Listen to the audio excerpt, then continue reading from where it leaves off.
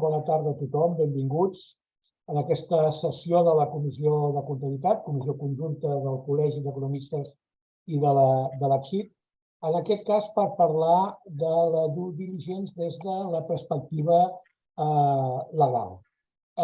Sabeu, els habituals d'aquestes sessions, que solem intercalar temes d'actualitat amb la presentació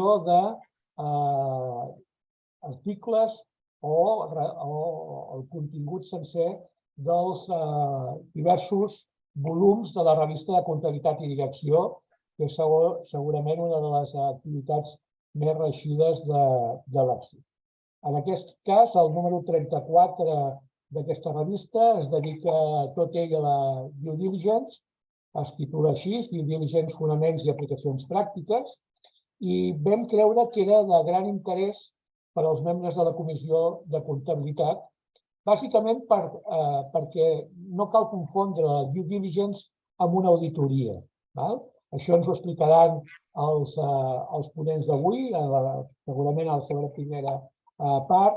Està recollit a la introducció de la revista que va dirigir Fernando Campa, però per nosaltres és important fer aquesta distinció entre auditoria de comptes, per verificar que els comptes anuals s'han formulat seguint la normativa comptable vigent, i altra cosa és aquest procés d'anàlisi, que en català hauríem de dir avaluació preventiva, la traducció del due diligence seria aquesta anàlisi dels punts forts, punts febles, oportunitats i amenaces que un comprador es pot trobar en una operació de compra-venda d'empresa. Per tant, creiem que és un tema adient i també, per altra banda, creiem que és interessant aquesta perspectiva legal de la due diligence que, com ens explicaran, abarcaria tots els àmbits, com serien el mercantil, de contractació, fiscal, però també altres qüestions com poden ser a l'àmbit de medi ambient, de compliance, etc. Jo ja, sense més, presento en tot cas els dos ponents d'avui, Francisco José Vinatxes, el que queda a la nostra esquerra, i el Marcos Jiménez de Parga.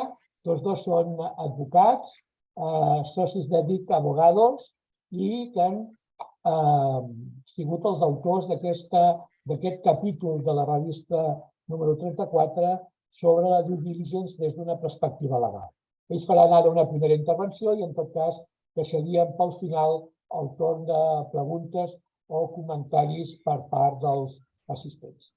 No sense abans agrair la vostra predisposició envers aquest acte, us cedeixo la paraula, Francisco i Marcos, quan vulgueu. Moltes gràcies, Martí. Jo soc Marcos Jiménez de Parga, soc advocat i mercantilista del despatx, i el meu company és Francisco José Vinatxes, que és més de l'àrea fiscal. En primer lloc, donar les gràcies al col·legi i a ACSID per creure oportú que podríem aportar alguna cosa i fer aquesta xerrada que intentarem que sigui el més pràctic possible. La farem en castellà perquè així la tenim preparada. Y comenzando ya con lo que sería la due diligence, lo primero es lo que vamos a tratar. O sea, nosotros vamos a intentar delimitar lo que es el objeto y la finalidad de la due diligence, así que cómo se lleva a cabo el proceso de due diligence de una compañía. Una due diligence, ¿qué es? Pues una due diligence viene a ser una investigación que efectúan profesionales externos a la propia compañía, ya sea abogados, ya sea fiscalistas, ya sea en algunos casos incluso especialistas economistas o especialistas en temas financieros, que lo que buscarán es analizar y revisar aspectos de la compañía a fin de comprobar si la foto de la misma que se le ha explicado al posible comprador, al posible inversor, se corresponde con lo que él conoce o sabe de esta compañía, así como que todo está dentro de una legalidad y dentro de una situación que sea óptima para el potencial comprador. En este punto de vista, lo primero que será importante determinar, que esto quien lo determinará será el cliente, es qué alcance se le debe dar a una due diligence. Una due diligence como tal no significa que no conlleva que tenga que tener un contenido concreto, que deba tratar áreas fiscales o áreas mercantiles o áreas laborales. El que fijará el alcance será el potencial comprador o inversor en función de aquellos aspectos que crea más importantes y obviamente acompañado de la opinión del asesor, ya sea asesor legal interno o asesor externo de la compañía, que deberá determinar en función de esa actividad de la compañía cuáles son aquellos aspectos que se entienden más trascendentes examinar. Los aspectos que se suelen revisar, aspectos mercantiles, aspectos contractuales, aspectos fiscales, aspectos laborales, situaciones de ámbito administrativo, ya sea licencias, autorizaciones, ya sea temas de protección de datos, una cuestión cada vez más en boga y más importante, temas de posibles planes de responsabilidad penal. Es muy diverso, pero en cada situación se tendrá que ver en función de la tipología de la compañía. Aquí el cliente es muy importante que dé las directrices, pues porque es el que conoce lo que quiere comprar.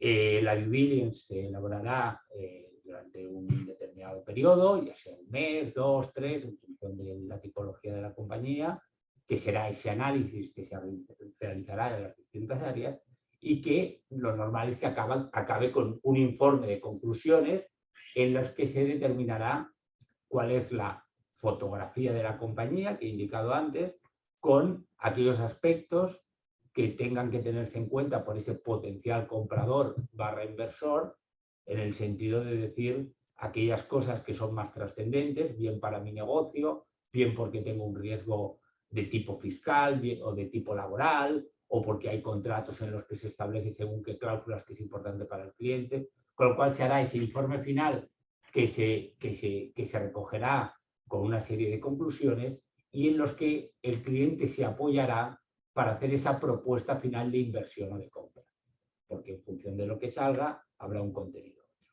Entrando ya en lo que sería la due diligence, ¿quién suele encargar la due diligence? Normalmente, como hemos dicho, se producen situaciones de compra de empresas por externos o también en casos de inversiones significativas, según la entidad de la inversión, aunque no vayas a comprar el 100% de una compañía, justifica realizar esa due diligence.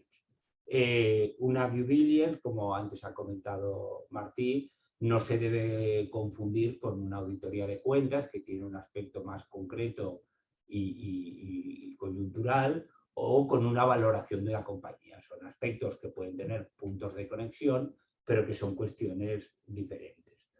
Como hemos dicho antes, o como he dicho antes, la due diligence a revisar lo que buscará es ver esa foto de la compañía a fecha de compra.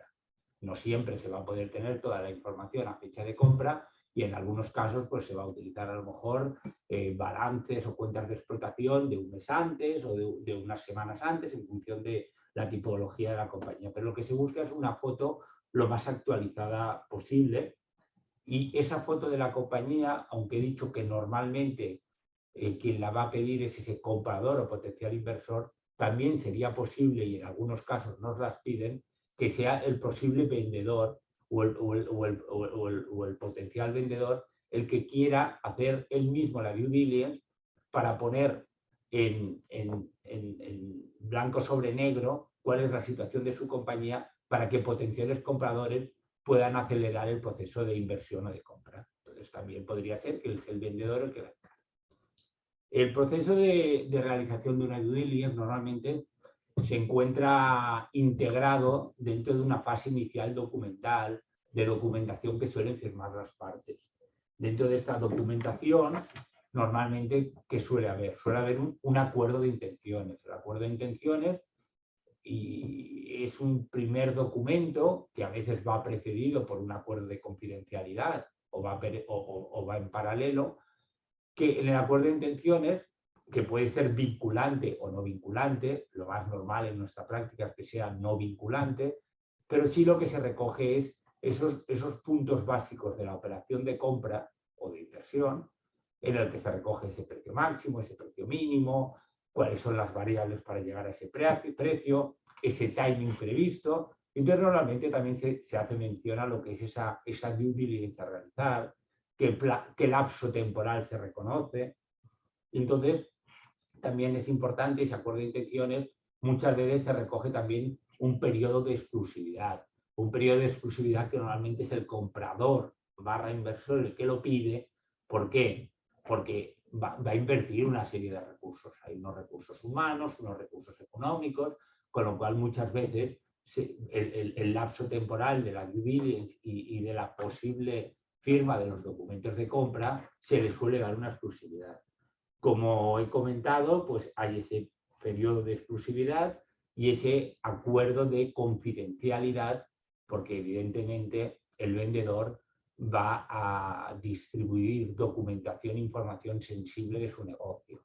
Con lo cual, aunque todos sabemos que los acuerdos de confidencialidad no siempre son una protección todo lo fiables que nos gustaría, como mínimo es conveniente firmar. En cuanto al proceso de la due diligence, normalmente se inicia con una solicitud de documentación que llamamos checklist, y al final es qué es la documentación que se quiere revisar. Entonces suele estar segmentada en función de las áreas a revisar, como he dicho, fiscal, laboral, mercantil, y entonces en ese checklist se recogerá toda la documentación que se quiera recoger, que se quiera revisar. Pues contratos de no sé qué, contratos superiores a pólizas bancarias, lo que son las cuentas anuales de los últimos 3 años, contratos laborales, situación de trabajadores. La due diligence al final se nutre de este checklist que el vendedor tendrá que suministrar, o en su caso, si algo no lo tiene, tendrá que decir por qué no lo tiene. Y siendo ese el documento inicial, el documento final es lo que decía antes, es el informe. El informe lo que hace es esa foto a fecha de operación, en el que se reflejará cuál es el contenido de la documentación e información que se ha suministrado, y que se tendrán una serie de conclusiones que al comprador le tienen que servir ya para decidir si compra o no compra, ya para decidir si se han de pedir garantías. Claro, en función de lo que encuentres en la due diligence, a lo mejor dices, oye, es que el principal cliente, voy a poner un ejemplo, el principal cliente es que es uno concreto, con lo cual hay un riesgo de que si se pierde esta compañía no me interesa. Pues hay veces que se establecen determinados pactos en la operación de compra vinculados a una determinada facturación. Y esto a lo mejor cuando han iniciado el proceso de compra de la compañía no lo desconocían, y eso se recoge en determinados contratos, o porque hay cláusulas de posibilidad de un cliente que es súper importante de desvincularse del contrato con un simple preaviso. Pues esto son cosas que se han de saber y que han de marcar luego los términos del contrato de compra-venta. Por eso al final el informe final va a ser una foto de situación y es accesorio para lo que es el documento de compra. Eso siempre es importante, es un elemento que ha de servir para eso. ¿Vale? En cuanto a ya entrando a lo que son los ámbitos de la propia due diligence, como he apuntado antes, serían ámbitos los normales, no es que esté restringido, pero yo diría societario, contractual, fiscal, laboral, administrativo, temas de medio ambiente también, temas de protección de datos, propiedad intelectual, propiedad industrial. A veces también hay due diligence de negocios, de temas financieros más completos que no el simple ámbito fiscal. Como digo, puede ser muy amplio y variopinto. Ya entrando en lo que sería el detalle de cada uno de ellos, empezaremos por lo que sería el ámbito fiscal, y le paso la palabra a mi compañero Francisco José Ignacio. Muchas gracias a ACCID y al Colegio de Economistas también por invitarnos a dar este pequeño webinar sobre la parte legal de la due diligence.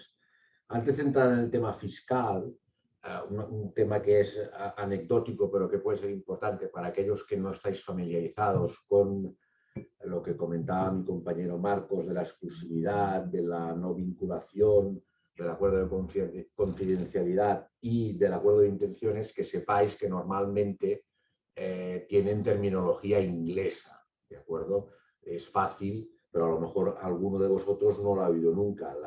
El acuerdo de intenciones se llama la LOI, que es una Letter of Intention.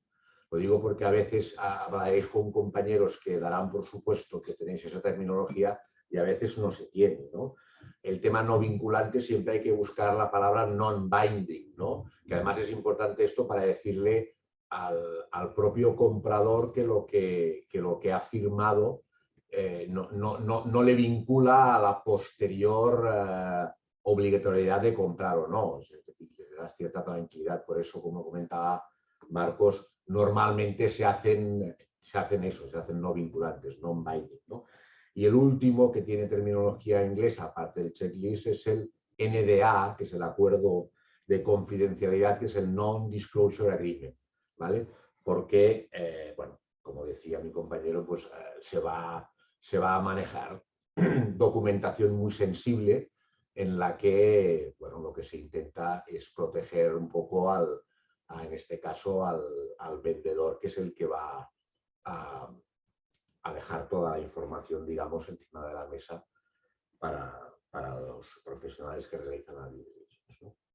Y ya entrando en el tema fiscal, que como decía Martí y después ha confirmado Marcos, no estamos hablando de una auditoría. La auditoría sabéis que es una auditoría que puede ser voluntaria o obligatoria y que busca al final un informe que concluya que el cliente, pues, patrimonio refleja la imagen fiel del patrimonio.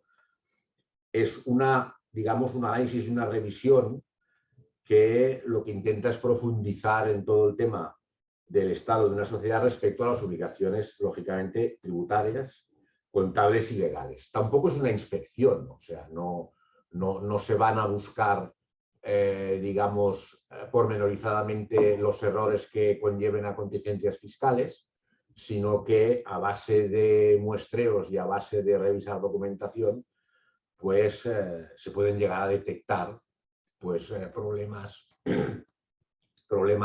fiscales que conlleven a una contingencia que después pues, se intenta valorar y se intenta pues, explicar en un informe cuál sería el alcance de esa contingencia si realmente llegara una inspección, ¿no?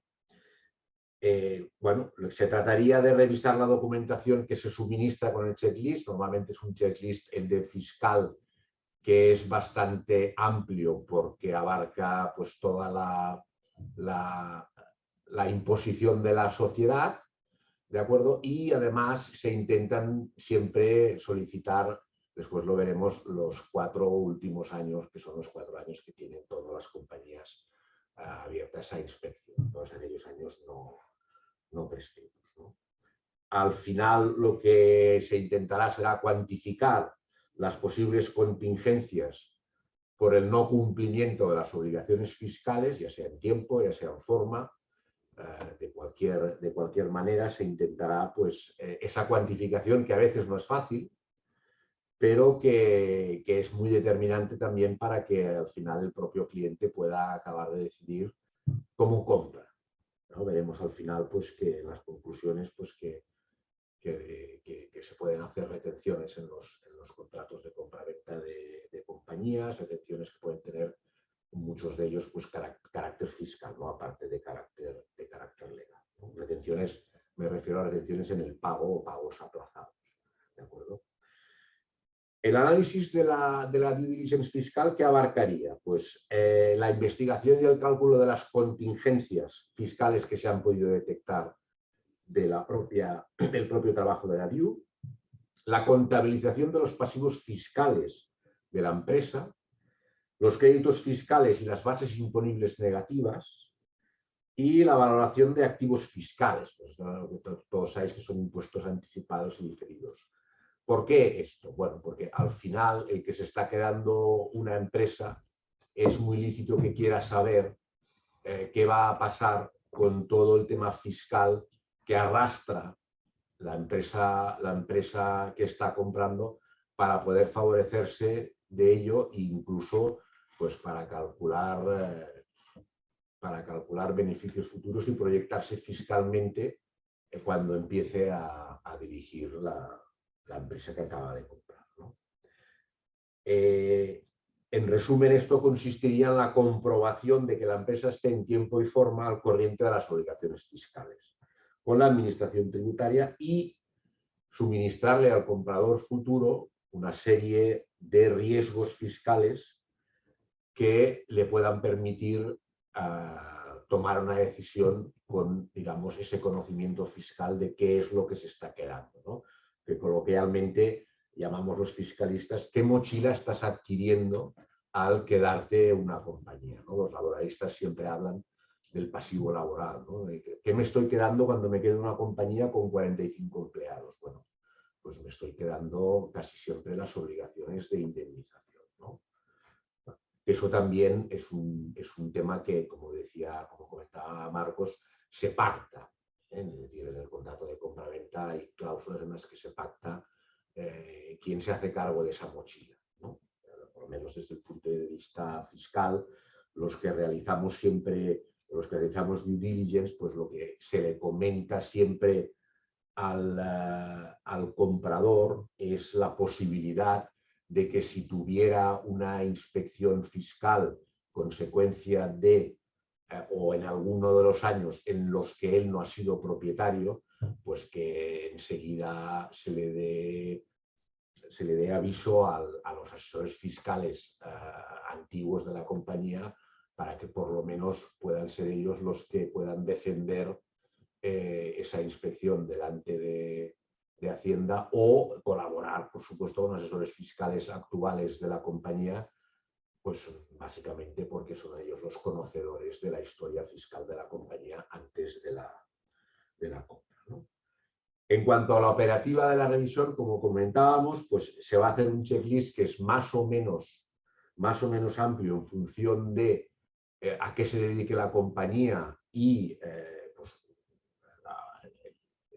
porte neto de la cifra de negocios o la facturación total o las compras, es decir, se valora un poco el volumen de esa compañía, la envergadura, para al final acotar más o menos la petición de documentación fiscal. Pero es una documentación fiscal que todos conocéis y que ahora repasaremos un poco para que veáis un poco cómo se ataca esa documentación y cómo se gestiona la información que hay en ella, ¿no? Normalmente se va a pedir todo el tema censal de la compañía. Ahí se va a poder ver a qué se dedica la compañía, el epígrafe fiscal al que está vinculada, el domicilio y, sobre todo, muy importante, las obligaciones fiscales que la compañía se ha comprometido a cumplir en base a ese inicio de la actividad o a futuros altas y bajas de esas propias obligaciones fiscales, ¿vale? Eso es muy importante para conocer después la remisión de requerimientos por parte de Hacienda porque no se cumplen determinadas obligaciones fiscales, muchas de ellas informativas, de declaraciones informativas, porque no se ha cumplido con el requisito de informar que estábamos obligados. Normalmente eso no suele ser una contingencia fiscal económica, pero sí es un requerimiento y una llamada de atención para la presentación de impuestos a los que nos hemos obligado en el acta censal. En cuanto al IRPF, bueno, pues se revisan las retenciones y los pagos a cuenta del IRPF, los formularios, se revisan también los formularios del IVA, se revisan los impuestos sobre sociedades de esos 4 últimos años, estamos comentando. Acordaros que la prescripción de sociedades es distinta a la prescripción de los IVAs y los IRPF, que van por trimestres o por meses más que de manera anual. Eso hay que tenerlo en cuenta cuando se cuantifican también las contingencias. El impuesto sobre sociedades se revisa especialmente si es que existen las operaciones vinculadas. Impuesto sobre la renta de no residentes, por si hay facturación o hay recepción de facturación de profesionales o de personas jurídicas no residentes. Y después hay otros impuestos como pueda ser el IAE, el IBI en el caso del inmovilizado inmobiliario de las empresas y otros impuestos que puedan tener una vinculación puntual en alguna compra como puedan ser transmisiones patrimoniales o alguna operación como operaciones societarias o actos jurídicos documentados. Básicamente todos los impuestos, digamos, normales y normalizados en España. Sí que es verdad que si estamos haciendo una due diligence de una compañía que se dedica a alcoholes, pues habrá que mirar el impuesto de alcoholes y aquellos otros impuestos que vayan relacionados con la actividad de la compañía. Pero básicamente los que he comentado son los que más se miran, ¿vale? ¿Y cómo se revisan? Bueno, los que hacéis auditoría, pues lo veréis fácil. No es mucho más de lo que se hace en la auditoría cuando se hace una revisión. Es decir, mirar que los modelos mensuales o trimestrales, por favor, coincidan con el resumen anual. Esto que parece muy tonto y muy primitivo, no es la primera vez que al final en un resumen anual de un IRPF, pues resulta que el volumen de percepciones recibidas es superior a las percepciones declaradas en los modelos trimestrales, ¿no? ¿Por qué? Por temas de última hora, porque la información que se saca para el mensual o trimestral no sale del mismo sitio que la que se saca para el anual, etc. Eso es muy importante porque eso es una de las cosas que sabéis los que hacéis auditoría, que es lo primero que intenta verificar Hacienda, que es básicamente suma, ¿vale? Otro tema que se hace con el IRPF en las redenciones, los cuadros de bases del IRPF. Bueno, mirar que las bases declaradas en el resumen anual coincidan o conciliar o cuadrar con lo declarado en la contabilidad en las partidas de gastos de personal. Es intentar cuadrarlo y si no conciliarlo. Ya sabéis que hay partidas que pueden no estar en contabilidad y sí en los modelos de declaración del resumen anual del 190 y viceversa. Y últimamente también es muy importante intentar cuadrar también ese importe con la partida, la casilla del impuesto sobre sociedades. ¿De acuerdo? En la medida en la que estamos dando tanta información a Hacienda, si os habéis ido fijando en los últimos años, el impuesto sobre sociedades pasa de tener 10 hojas a tener 25. Eso es porque se amplía un poco la información que va requiriendo Hacienda y que para ellos es muy fácil cuando graban los formularios poder cruzar entre sí pues un libro oficial en los gastos de personal con el modelo 190 y con la casilla correspondiente a los gastos de personal del impuesto sobre sociedades. Bueno, muy importante entonces que se intente encuadrar los tres. El formulario fiscal de retenciones, el formulario fiscal del impuesto sobre sociedades y la contabilidad. En cuanto al IVA, pues lo mismo, intentar que los 4 trimestres o los 12 meses sumen lo mismo, que toda la información, que aquí sí que ya es mucha más, se incorpora en el modelo resumen anual del 390. Que no nos falte nada. Eso en el IVA es más complicado porque hay mucha más información que además el cliente lo puede coger de diferentes sitios. Hay IVAs al 21, IVA reducidos, superreducidos, hay recargos de equivalencia, a todo el tema de las operaciones intracomunitarias, de las operaciones exentas, pero al final tendría que tener toda la información que hemos puesto en los formularios trimestrales o mensuales, tendría que estar volcada en el resumen. Y lo mismo con el cuadro de bases. Aquí el cuadro de bases, los que auditáis sabéis que es más fácil hacer el de ventas, el de IVA repercutido, que no el soportado, que es más complicado, que tienes que ir a buscarlo en muchas más subcuentas de la cuenta de pérdidas y ganancias. Pero bueno, intentar cuadrar el de ventas tanto en contabilidad como en la cifra de negocios que se muestra en el impuesto sobre sociedades. Lo mismo, intentar que cuadren esos tres importes y si no cuadran, al menos tener prevista la conciliación y poder comentarle al cliente que no cuadran. Cuando nosotros estamos haciendo una due diligence, y encontramos que hay una diferencia relevante o grande, es decir, que estamos facturando más en el impuesto sobre sociedades que en el modelo 390, pues preguntamos el por qué.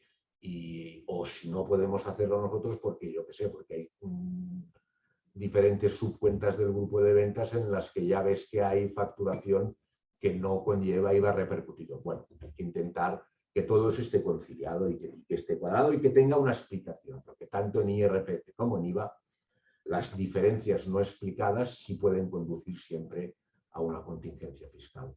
O porque hemos pagado de más o porque estamos pagando de menos. Entonces, esos son dos impuestos, digamos, que sí que llevan aparejada una contingencia más o menos grande en función del importe de la diferencia. Los modelos 347 y 349, mirar que estén también bien presentados en tiempo y forma. Y tanto en IVA como en IRPF, pues mirar que en el modelo censal que hablábamos al principio, pues estén declaradas esas obligaciones, ya sean mensuales o trimestrales, y que las estemos cumpliendo. Porque no sería la primera vez que alguien recibe un requerimiento porque está obligado a hacer la declaración mensual y la sigue haciendo trimestral. ¿De acuerdo? Eso es no es una contingencia grande, pero sí es un efecto de tesorería para la compañía que puede ser relevante a efectos de, bueno, pues de la propia cuenta de tesorería que está vendiendo esa empresa. En cuanto al impuesto sobre sociedades, bueno, pues que el modelo 200 de impuestos sobre sociedades y los modelos de pago a cuenta 202 estén presentados en tiempo y forma y que en el modelo 200, por supuesto, estén incluidos pues, los 3 pagos a cuenta o los pagos a cuenta que se hayan efectuado en base a esa obligación fiscal. Acordémonos que los pagos a cuenta varían en función de el volumen de facturación de la compañía o en función de la base imponible o en función de la cuota del último impuesto presentado. Eso es importante porque te puedes encontrar que está haciendo una due diligence una empresa que no se ha dado cuenta que tiene que ir a lo mejor por base imponible porque ya ha pasado los 6 millones de euros de facturación. Bueno, hay que llamar la atención ahí porque puede llegar a recibir un requerimiento, ¿no? Y ese requerimiento pues comportaría eso, comportaría el pago por base imponible y, por supuesto, la sanción correspondiente. Aquí me gustaría hacer una especial información sobre lo que hay que arrastrar de un impuesto a otro. Hay que ser muy cautos en ver que la compañía está arrastrando las bases imponibles negativas pendientes de compensar, las deducciones no practicadas y las bonificaciones, las arrastra de año a año en los impuestos sobre sociedades, todo aquello que no se haya podido aplicar.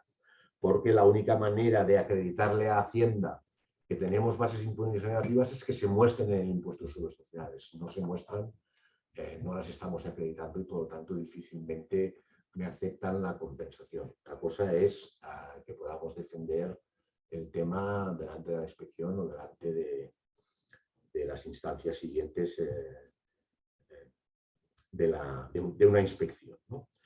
Y también que se arrastren o que se incluyan bien los aumentos y las disminuciones que se hacen a la base imponible, ¿de acuerdo? Lo que genera las diferencias temporarias y permanentes. También es importante, porque al final una de las cosas que sí que acaba mirando Hacienda, tanto en gestión como en inspección, pues precisamente son la categoría de los ajustes que haces y sobre todo el importe de los ajustes que haces y el concepto del por qué lo haces, ¿no?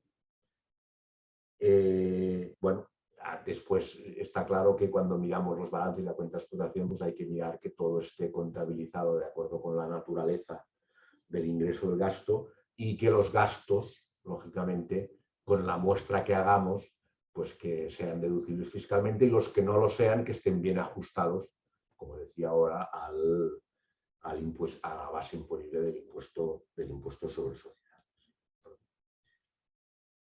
Hay una mención especial también en si la compañía tiene operaciones vinculadas o no, precios de transferencia, y de si está obligada o no a haber producido un master file. Ya sabéis que el master file se produce en aquellos grupos que tienen un importe neto de negocios de más de 45 millones de euros. Bueno, pues aquí, si hubiera un master file, pues habría que revisarlo, aunque no se sea un experto en operaciones vinculadas, pero sí que al final las conclusiones del master file se puedan, digamos, confirmar con la contabilidad de la compañía, con los márgenes, con los tipos de interés, con toda aquella operación que creamos que ha sido vinculada y que debería haber aplicado lo que se dice en el master file.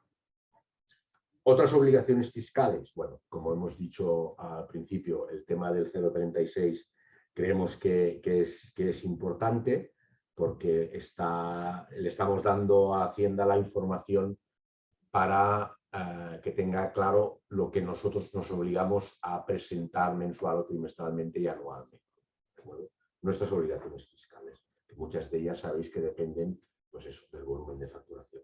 Y por último, las altas de IAE, pues que tengan sus metros, que estén bien liquidadas, que estén bien bonificadas y que tengan IAE todos aquellos elementos tributarios accesorios como otras tiendas, otras naves, otros locales, etc. ¿De acuerdo? En otros ayuntamientos, por supuesto. ¿De acuerdo? Y después lo que comentábamos también, pues que puede haber temas de impuestos sobre transmisiones patrimoniales en la compra de algún inmueble en el que se renuncia a la exención, que no se renuncie, perdón, a la exención del IVA. Operaciones societarias en aumentos de capital, etcétera, en los que la compañía sea, digamos, el sujeto pasivo que está aumentando capital o está liquidando la compañía, y actos jurídicos documentados también como una parte más en todos aquellos documentos notariales que hace la compañía y que tiene que liquidar. Los ejercicios objeto de verificación, pues normalmente lo que se dice, pues se cogen los 4 últimos años no prescritos. Aquí tener un poco de cuidado con las bases imponibles negativas, que sabéis las deducciones que no prescriben, con lo cual, si en los 4 últimos años ya estáis viendo que vais arrastrando, bueno, pues mirad un poco que tenga, al menos que la compañía tenga la información de aquellas bases imponibles negativas, por si algún día tiene que acreditarlas delante de Hacienda. Y una cosa que se pide siempre, y acabo, es un certificado a Hacienda de que la compañía está al corriente de los impuestos a los que está obligada a presentar y a pagar. Para mí el tema lo dejo aquí y así Marcos ya empieza con el tema legal, que es un poquitín más denso y más técnico.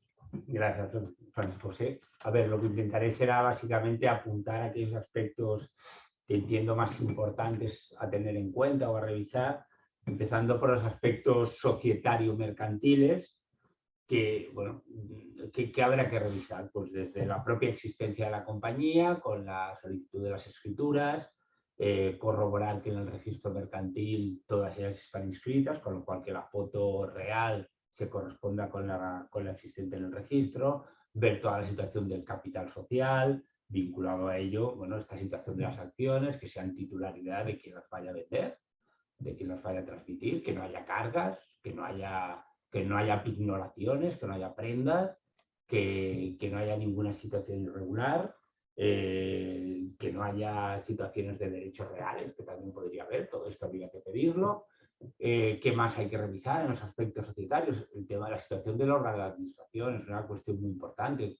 Ya no solo quiénes son los administradores, cuál es el régimen de funcionamiento, sino también el aspecto más crematístico, que quiere decir, el sistema retributivo es el adecuado, de acuerdo con los estatutos, está previsto en el estatuto, si está retribuido, si no, porque luego ya sabemos que estas cuestiones luego puede haber problemas de índole fiscal o incluso con otros socios o con acreedores. Claro, podría ser que un administrador esté cobrando y los estatutos digan que es gratuito. Sabemos que es una cuestión que es complicada y que se tiene que revisar, porque luego puede haber inspecciones, puede haber sanciones también.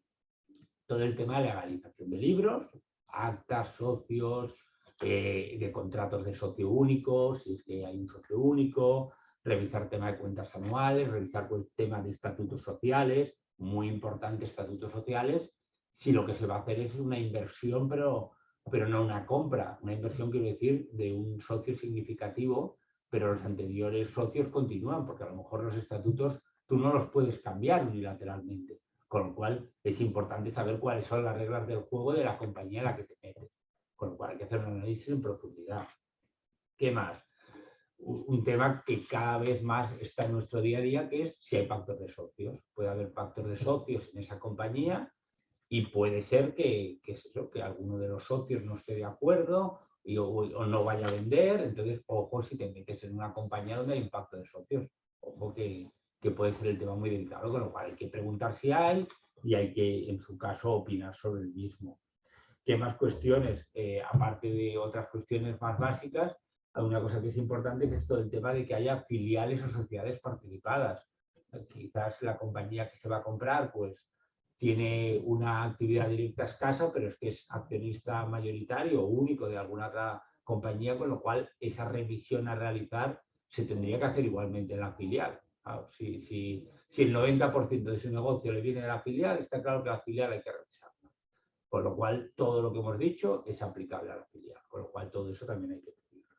¿Qué más cuestiones? Después está todo el ámbito contractual. El ámbito contractual es muy amplio y es en función de la compañía. ¿Qué es el ámbito contractual? Pues yo que sé, contratos con la banca, pedir todo lo que haya, garantías, contratos de arrendamiento, de subarrendamiento, ver que la compañía esté en una situación conforme a la legalidad con todos esos contratos, con clientes evidentemente, con proveedores.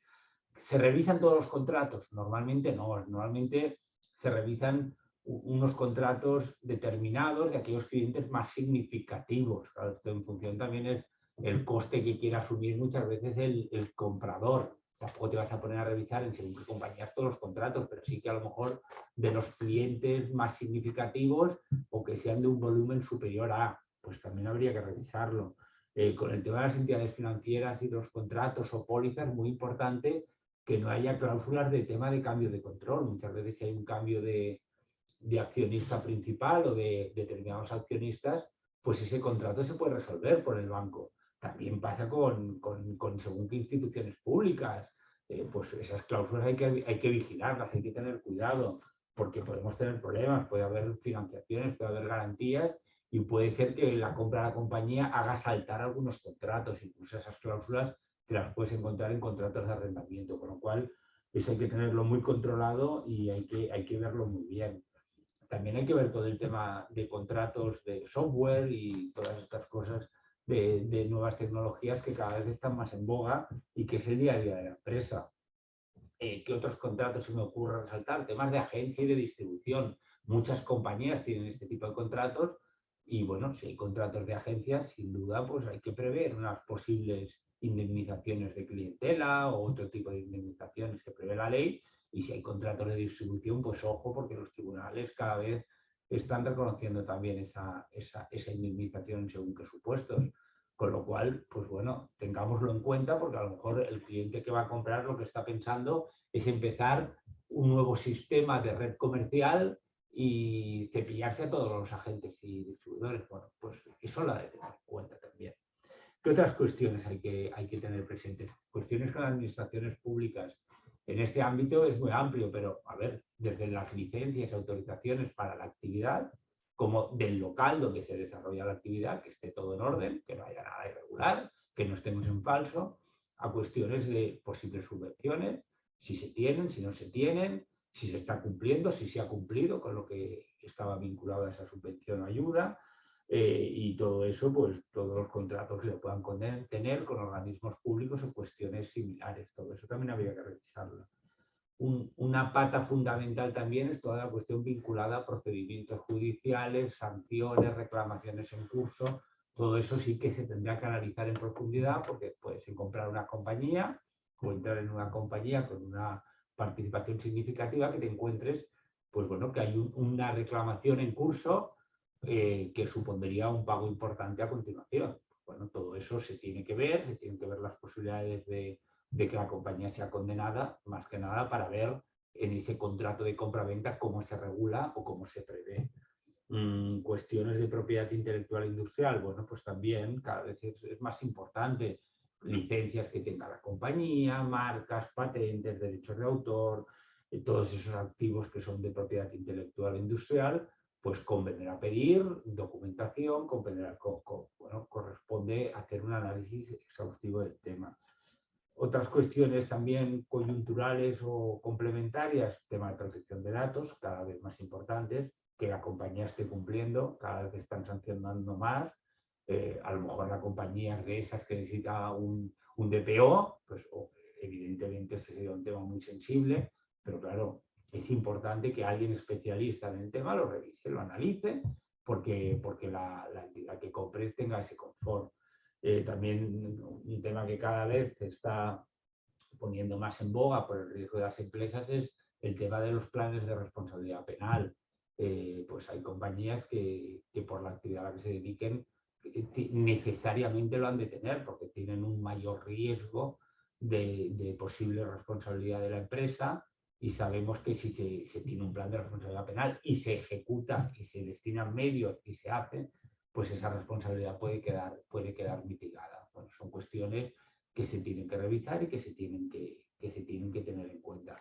Estamos apuntando algunas, luego hay otras que en principio, pues evidentemente se han de tener en cuenta. Todo el ámbito laboral, se ha de hacer una buena revisión de qué plantilla de trabajadores hay, qué condiciones laborales, variables, despidos, todo eso se ha de calibrar, todo eso se ha de pedir la documentación de los antiguos TCs con toda la foto que hay a nivel administrativo recogido, que no haya cargas con seguridad social, que estén los trabajadores al día, todo eso se ha de revisar bien. Y luego, como comentaba antes, pues hay otros aspectos de ámbito más financiero, de negocio, que también pueden ser objeto de revisión en una posible due diligence legal.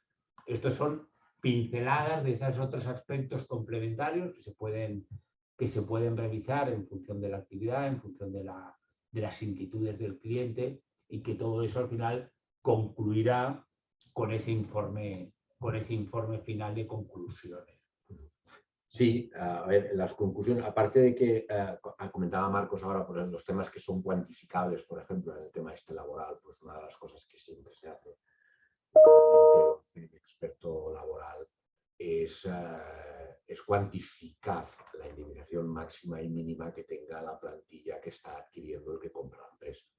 Es una pregunta además muy recurrente normalmente del comprador, porque quiere saber, pues, además, de esa cuantificación puede salir que alguna de las cláusulas de la compraventa tenga matices o tenga alguna retención o tenga alguna exclusividad, y que sea relativa precisamente a personal, no solo personal normal, sino muchas veces el personal de alta dirección, el personal, por ejemplo, que trasciende al vendedor y pasa al comprador. Muchas veces el comprador requiere que cierto staff ejecutivo se mantenga en la empresa y que antes de comprar la empresa los propios ejecutivos ya hayan firmado lo que llamamos un pacto de permanencia, ¿no? Que está cuantificado y que el vendedor normalmente ayuda a que ese pacto de permanencia se firme y se cumpla. Y en cuanto a las conclusiones, como decía Marcos, pues al final lo que se va a emitir es un informe, y en ese informe estarán, digamos, todos los rasgos básicos que se han concluido en la due diligence, en el trabajo realizado, y de ahí, pues, en principio, el comprador, pues, a la vista del informe, pues o sigue con la operación, o no compra, o no invierte. Recordemos que la due no solo tiene que ser de la compra total de una empresa, sino de una parte, o incluso se puede llegar a hacer una due diligence sobre determinados activos de la compañía. También puede rebajar o renegociar el precio, o, que es lo que suele pasar más habitualmente cuando no se rompe la baraja, es pedir garantías. En esas garantías, pues yo qué sé, hay desde los avales bancarios hasta cualquier otra garantía, ignorar la propia venta de acciones, y por último también, pues, fraccionar o retener importes. Eso se hace bastante en un tema fiscal o en temas legales en los que sabemos que hay cierta caducidad o prescripción de plazos, y se suele retener el importe que se puede ir liberando en función de la prescripción, en el caso fiscal, pues en función de la prescripción de los tributos, la retención que hayamos hecho. Y, perdona, y vinculado a eso, como gran parte de la información de la due diligence o toda proviene del vendedor, suelen incluirse cláusulas de asunción de responsabilidad por el vendedor si aparecen cosas que son del periodo anterior a la compra.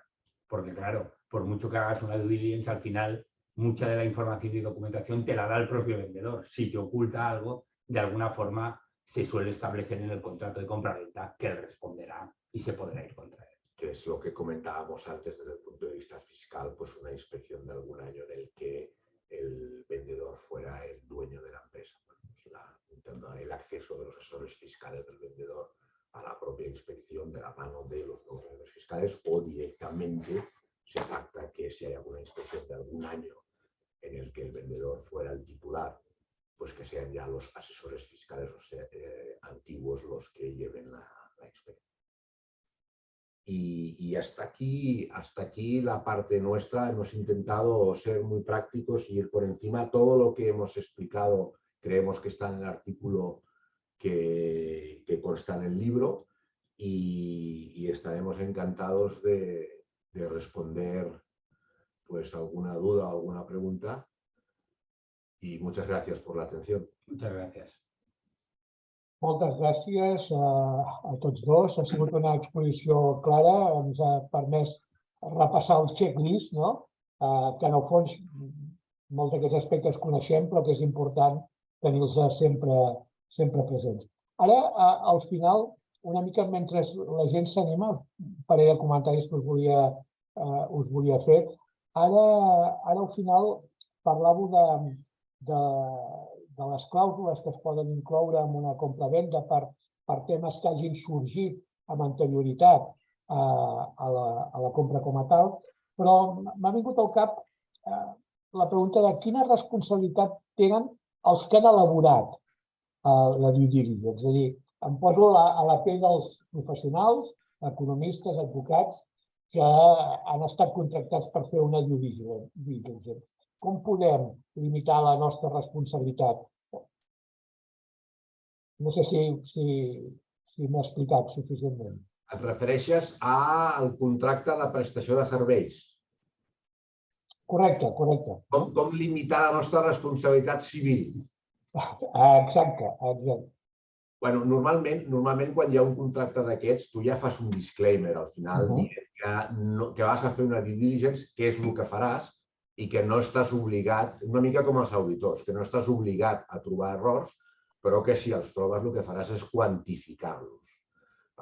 Sí que és veritat que en funció de l'error que no trobis tu i el trobi el venedor o el trobi el client i hagi sigut determinant pel preu de la compra-venda, sí que és veritat que no és un tema de diligència de vida, a efectes d'advocats i economistes, però sí que normalment acotem el tema de dir, escolti, no a tothom se li fa una proposta de due diligence perquè has de conèixer una mica el client i mirar a veure també el que et trobaràs. No anem a cegues com van els inspectors, que els és igual, intenten a més agafar-te de sobte. Nosaltres intentem, hi ha coses a vegades que dius, escolta, no et faig una due diligence perquè és que amb l'informe no vendràs.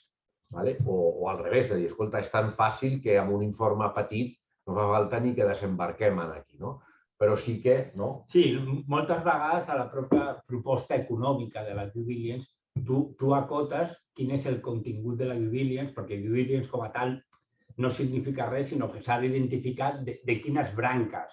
Llavors, tu analitzes allò que determines a la proposta i que està vinculat a la informació i documentació que et dona el venedor. Clar, perquè hi ha coses que podem no trobar perquè no ens les donen. Si hi ha un procediment judicial que no ens donen informació i no el coneixem, el comprador no coneixerà. Per això, a la compra-venda, d'alguna forma, s'ha de posar aquest tipus de clàusules, perquè hi ha coses que no són públiques. No està al registre de la propietat, no està al registre mercantil i podries no arribar a saber. A part de que la propia literatura del informe, o sea, de que con la información que nos ha sido facilitada hemos llegado a, perquè si no al final, clar, com diu el Marcos, hi ha moltes coses, si el venedor no et vol donar coses, escolta, si no Si no em dona l'escriptura de compra-venda de la nau, No, o si ha tingut una inspecció d'Hisenda i no t'informa. Molt bé, perfecte, gràcies. No sé si entre els assistents hi ha alguna pregunta. Recordeu que la podríeu formular per escrit a través de preguntes i respostes o també la podríeu formular a viva veu. Si aixequeu la mà, us habilitem el so. Martí, no és que ningú. No s'anima ningú a fer una pregunta, que aixequi la mà? perdó? No. Ah. Res, doncs, Martí. Molt bé. Aviam, no és simplement una qüestió més. Sembla que el Marcos l'ha tocada, però important, suposo, amb tota aquesta due diligence, tot el tema dels covenants que es poden amagar a la lletra petita de les operacions financeres, i suposo que també tot el tema dels possibles comfort letters que existeixin entre empreses i entitats i sobretot si hi ha empreses del grup entre mig.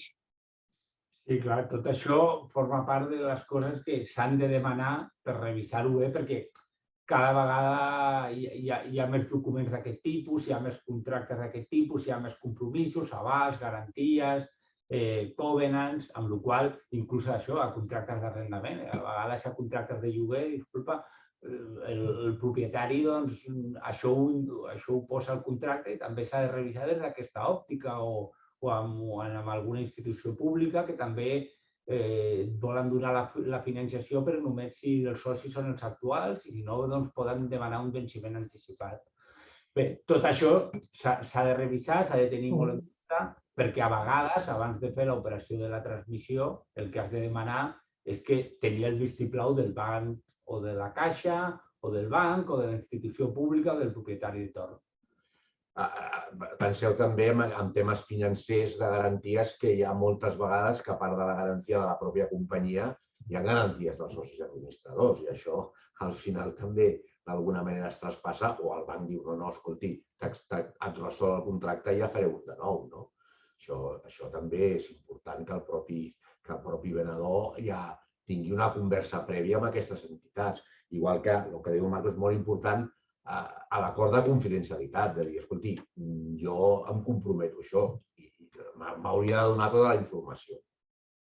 Perquè si no, si és una informació sensible, a vegades els que heu fet auditories, recordeu que jo recordo que els concessionaris de cotxes a la concessió no l'ensenyaven a ningú, la tenien a la caixa forta. Recordo els anys 80 i 90, la tenien a la caixa forta, no li ensenyaven ni a l'auditor la concessió de cotxes. És important aquesta literatura prèvia. Molt bé, doncs veig que la gent no s'anima. Us torno a agrair la vostra predisposició a col·laborar amb la Comissió de Comptabilitat del Col·legi de l'ACCID. Gràcies també als assistents, numerosos assistents, tenint en compte que demà és 20 d'abril i calen declaracions, etc. I res més, fins la propera. No sé, Anna, si vols afegir alguna cosa des de l'ACCID. Agrair a Francisco i a Marcos la seva excel·lent exposició i al Col·legi d'Economistes el donar-nos l'oportunitat de tornar a fer una nova sessió de forma conjunta amb temes tan d'actualitat com és aquest i per posar una miqueta el nostre granet de sorra perquè tothom pugui estar informat. Molt bé, doncs moltes gràcies a tothom i fins la propera. Gràcies. Fins la propera. Gràcies.